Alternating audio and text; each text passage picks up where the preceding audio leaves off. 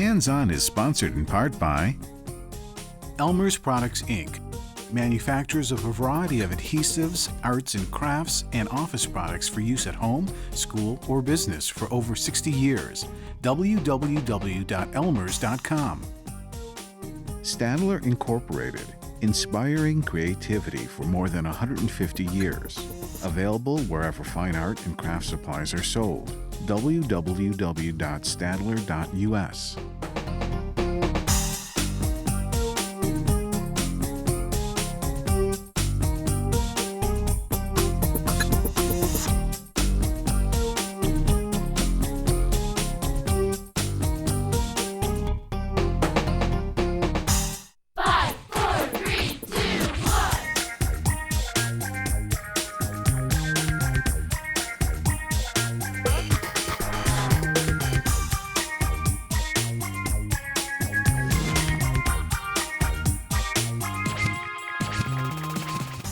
This season of Hands-On is all about living things.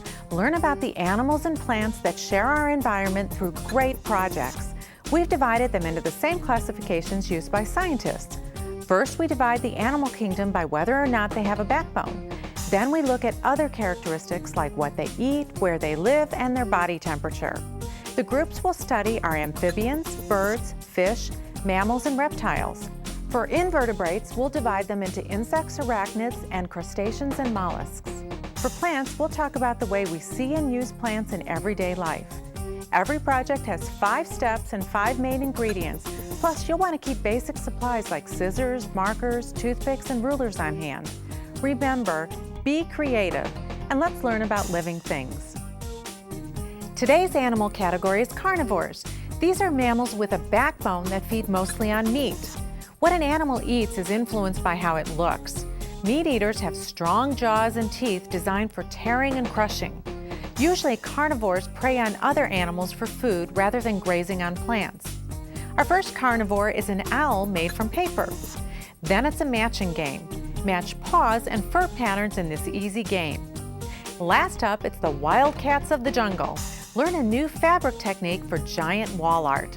So let's make our first project. Our first carnivore is an owl. You might not think of them as a carnivore, but actually their diet consists of mostly meat. So here's what you'll need to make this great owl. The first thing we have is felt. We're using some paint markers in different colors. We're using coordinated scrapbook paper, but you could use construction paper in your choice of color, a paper bag, some wiggly eyes, and then our basics. We have newspaper, we have a tacky glue, a glue stick, some tape, pencil, and scissors. So let's get started. The first thing you want to do is to get your pattern, and these are all on our website, and these are all the pattern pieces. Now you don't have to make your owl the same color as we did. You can use any color you'd like. I've taken each of these, cut them out, and then transferred them to some cardstock so that I have a heavy pattern so I can make more owls later. So now I've laid out my choices of colors. So I'm going to put one body piece on this color and just color coordinated so everything's in different brown shades. So the first thing I want to do is take my pencil. I'm going to trace around the body shape.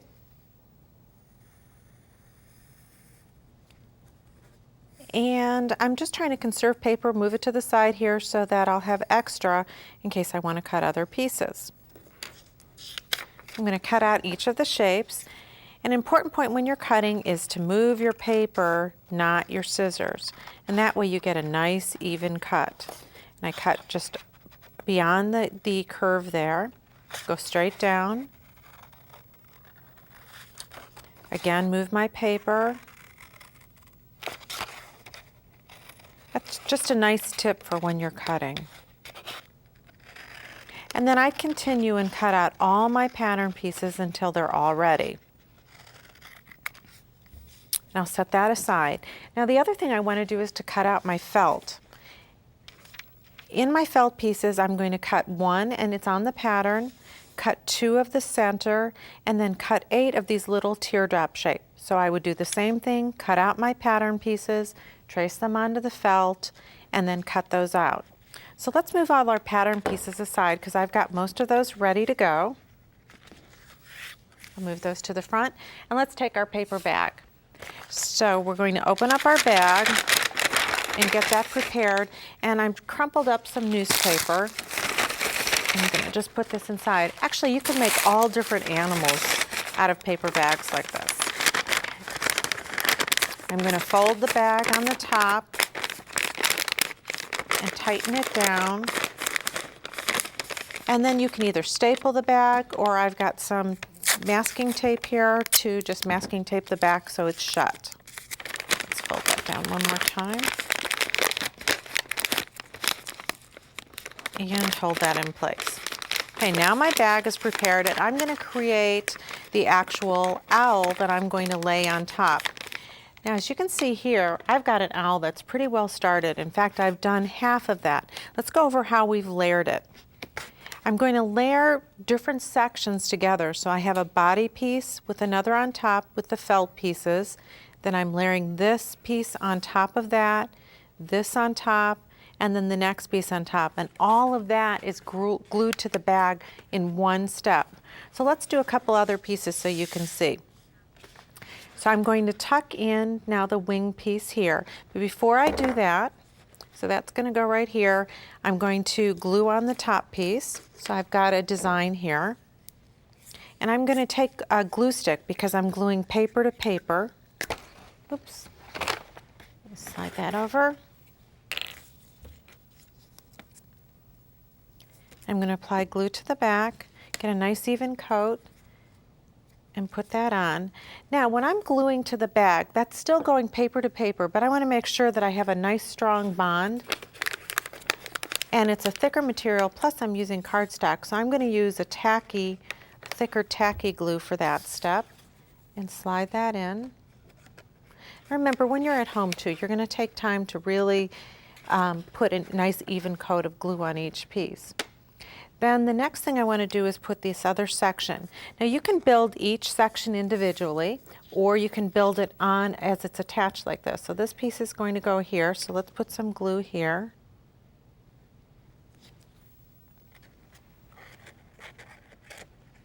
And slide that in. Now, as you can see, I put mine to the outside, or as you can do on the other side, you can put it to the inside. It all depends on how your wingspan is going and how you want to make it. There really isn't a definite way, because you're going to put this together whatever way you'd like. Now, again, when I'm putting the felt pieces on, I'm going to use the heavier glue because I'm doing a felt to paper. I'll put that in here, and I'd put all three on. And then let's do his eye. To do his eye, let's layer it here. I'm going to put the first paper down, then I'm going to take this paper and put it down, but before I do that, let's trim around it. So we'll attach our eye, and you would let this dry at home. I'm going to do it right now so you can see. And I'll just trim a little fringe around the edge. Just cutting right to the eye. You can see he's still sliding a little bit because the glue is not yet dry. And then I'll go back to my glue stick. Attach that down.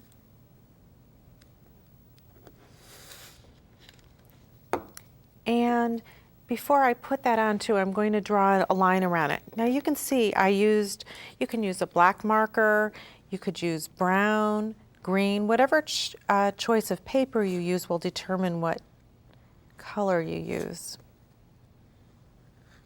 I'm just drawing a circle around. And I'm going to use a little bit of the heavier glue here because that's kind of a big piece.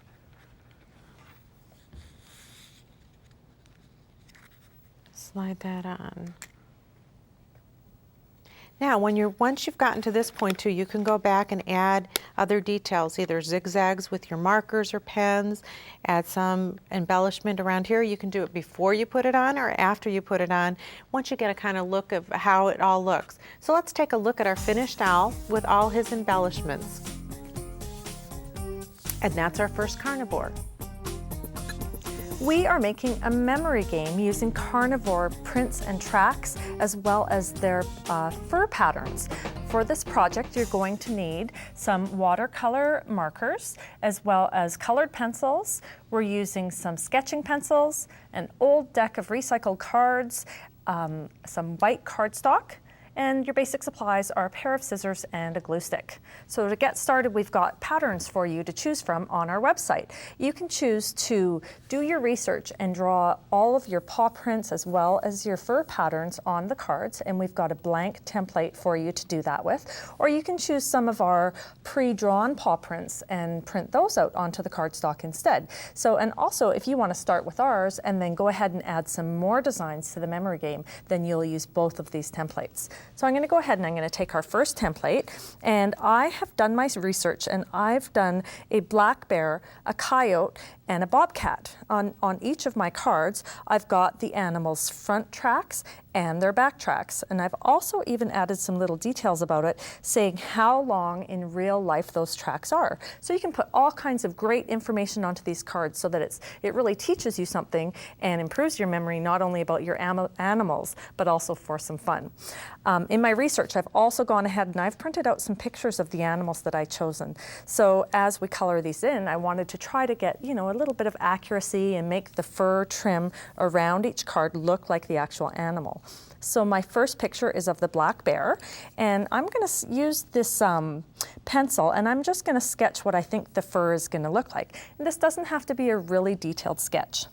I'm using a very hard-leaded pencil, and I think, mostly a black bear just has kind of long fur all the way around. So I'm just going to sketch all the way around my long fur. And of course, because I want my cards to match, I'll do the same to my bottom one. And let's go ahead and we'll sketch all of the animal's fur before we get started. So my second animal is, I've got the bobcat over here, so go to the bobcat, and I see it has kind of different sizes spots on it and some little stripes, and so I'm just going to go ahead and add the details to the card all the way around. This can be really fun because you can be very artistic and do some beautiful prints. And you could use markers. I'm going to use crayons to show you, or you could blend the two mediums together and do a little bit of each. Maybe a few tiny spots like are on there. Okay, and then the next one is the coyote. So I'm going to switch pictures and have a look at the coyote. So this coyote, what I like about him is he kind of has more fur tufts, and the little tufts have a little bit of yellow and brown in them. So for the coyote, I'm going to do my cards in tufts. Just like that. And then we'll match this one down here.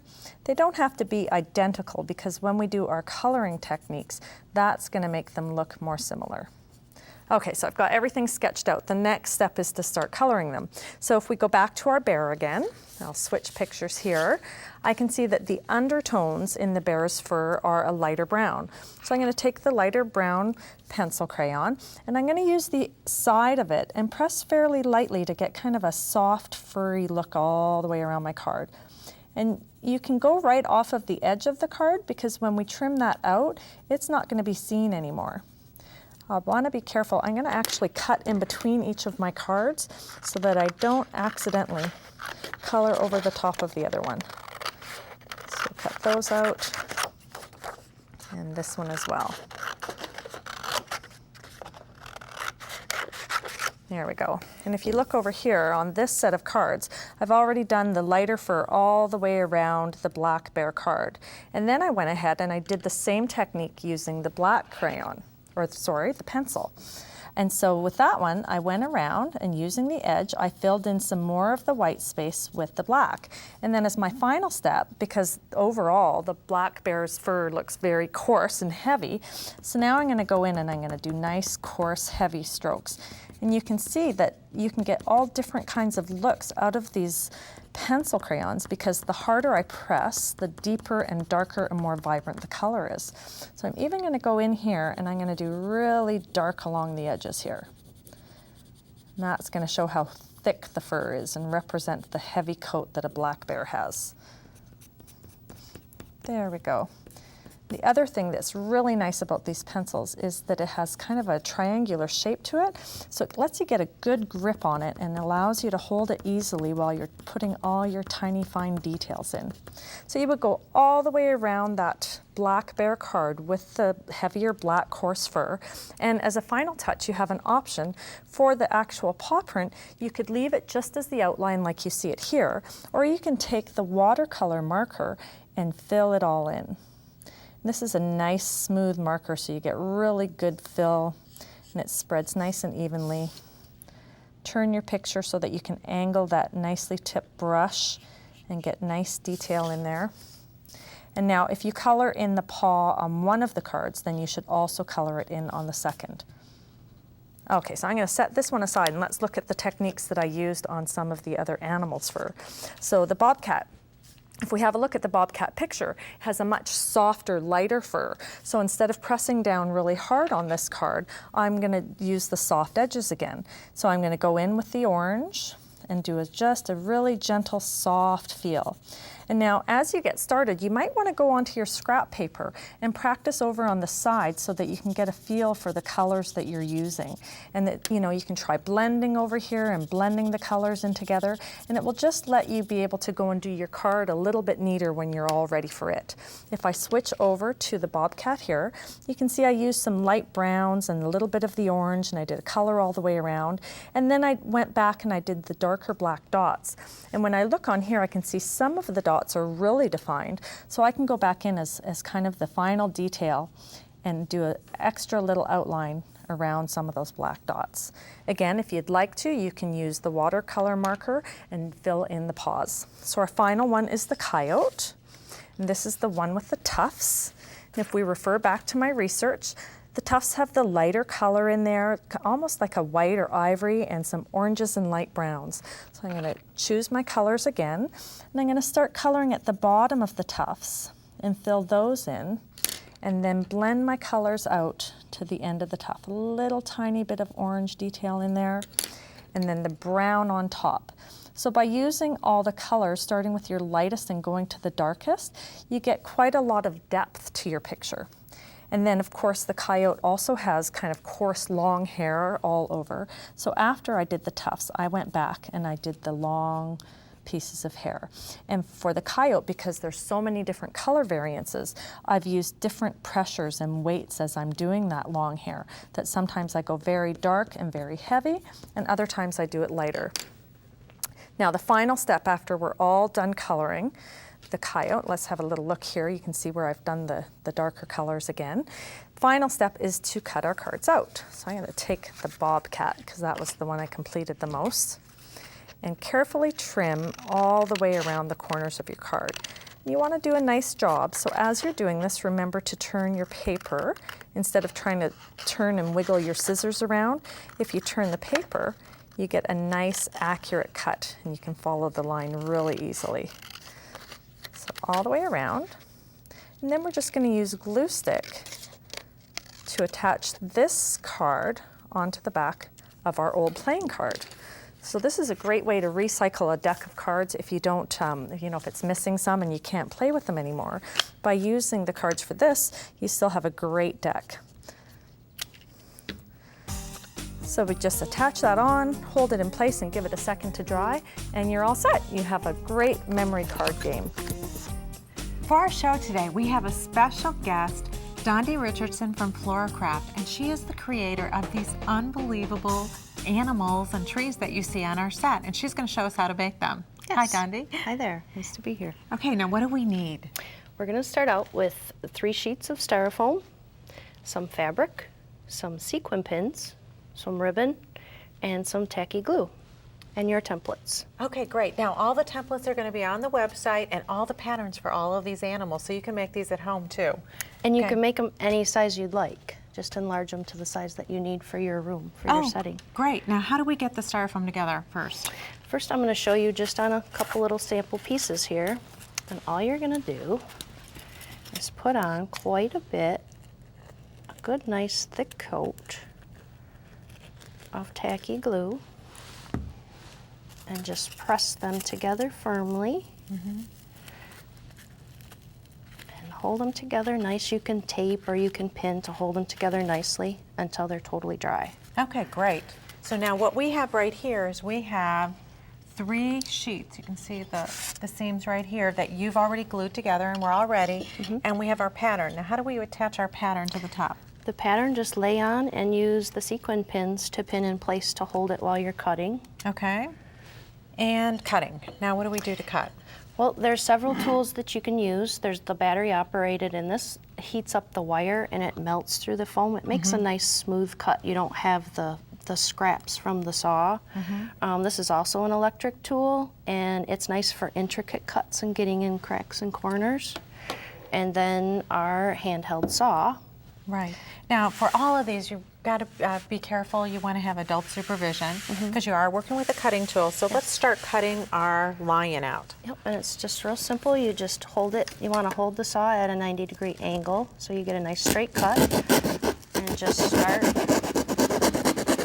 Kind of sawing along. following your pattern. Yep. Okay, now, what happens if I break this? Piece of cake, low temp glue gun or tacky glue. Hold them back together and it's good as new. Okay, so we would continue cutting all the way around, and we've got one all cut out here. Yep. Okay, now what? Now if you find when you have it all cut out that there's a few places that you don't exactly like, you can take a scrap piece of foam and just sand, almost like using sandpaper, and it just sands that nice and smooth. All right, now next thing, let's cut out our fabric. You're going to use your template, the same template, lay it out on the fabric and just cut it to about 1/2 inch larger all the way around, and that allows you to fold it over the edge of the form. Okay, and we've got one that you've started here. Okay, Yep. this And fabric looks great. now I've already started, and where you want to put the glue is right on the corner, and that helps hold it on top and on the side. So you're not putting glue all over the whole surface then? Nope, just on okay. just on the edges, and you're just going to lay that down. Kind of form it over the edge. Now in the corners where it's not laying down for you, just take your scissors and cut into that corner a few spots. And that just lets it lay right down in there. So when you go around that corner, it tucks in. Okay, and you just hold that in place until it dries? Yep, you can use your sequin pins along the side to help hold it down if you'd like. And remove those later. And I can see too, you've left some of the pins in here just to hold it in Keep place it while positioned, yep. Okay, so we've got our fabric on, and we want to move on to adding the trim. The ribbon, yeah, and this hides all the ugly little edges that you've left. And you want to start in an inconspicuous spot. I started at the bottom of the foot. And you're just going to go along with the glue and run it on both sides of the ribbon so it lays down real flat. And just follow along that edge. And that's a 1-inch ribbon. So is all the styrofoam the same depth?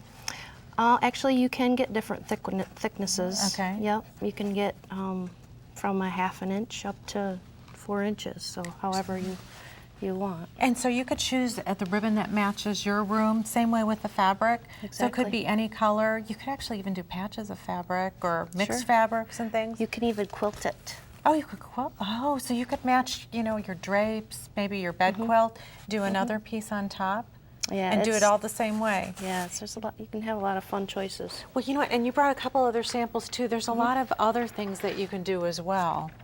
Yeah, now this one, instead of just throwing away the template, I've colored it, and then you can glue that right on to have your child color it, and then glue that right onto your That would be form. a great project to do with your kids, especially if they want to decorate their room like in a animal theme or a jungle or a zoo, and have them actually color the decorations. Watercolors or crayons. So paper, anything. This is one of my favorites. Now, how did you do that? This is just a brown paper sack from the grocery store, and I just tore it into sections, crinkled it up, and glued it on in patches. Okay, so these are all they're in patches. It's not one big piece.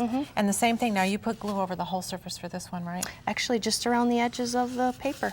Oh, that's Just great. real easy. So you could, what else can you do with the styrofoam? You could paint it.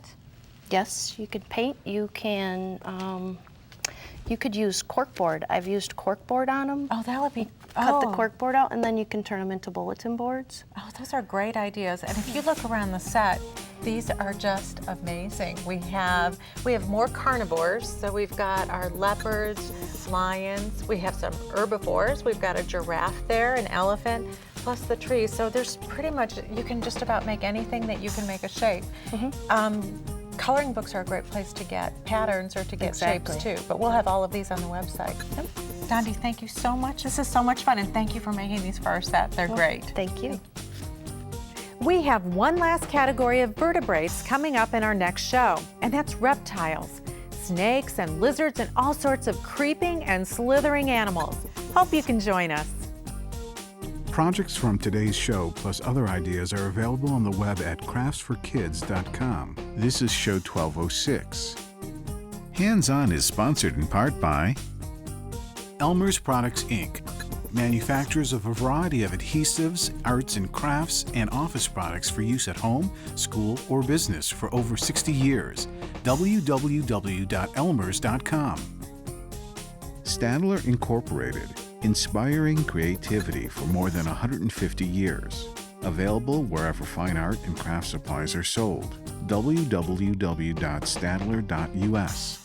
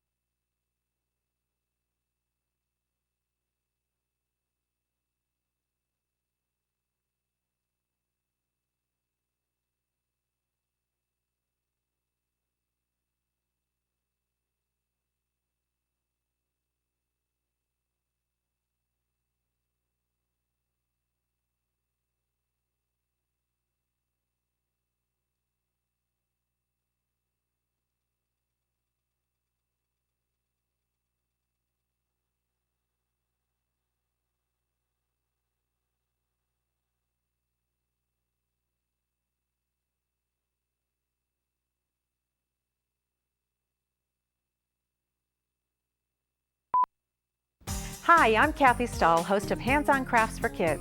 I hope you'll join us each week as we show you craft basics and great projects, each with 5 steps and 5 main ingredients. We have a lot of crafting fun in store for you. And remember what we all say at Hands-On Crafts for Kids, there's no right or wrong way, only your way. Be creative, have fun. We hope you'll join us for Hands-On Crafts for Kids.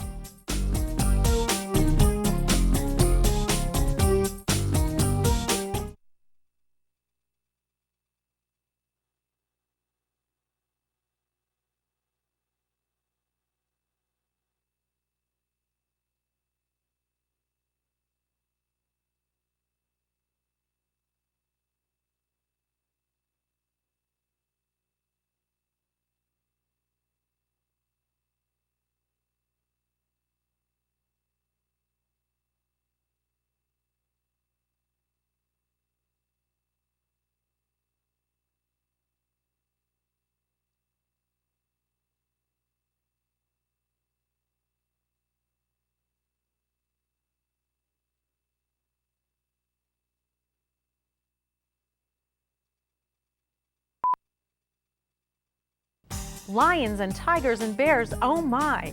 Hi, I'm Kathy Stahl, host of Hands-On Crafts for Kids. Our newest series is all about living things. We'll be crafting projects about mammals, amphibians, reptiles, insects, and more. All the projects have 5 steps and 5 main ingredients. Join us for Hands-On Crafts for Kids and be creative and have fun.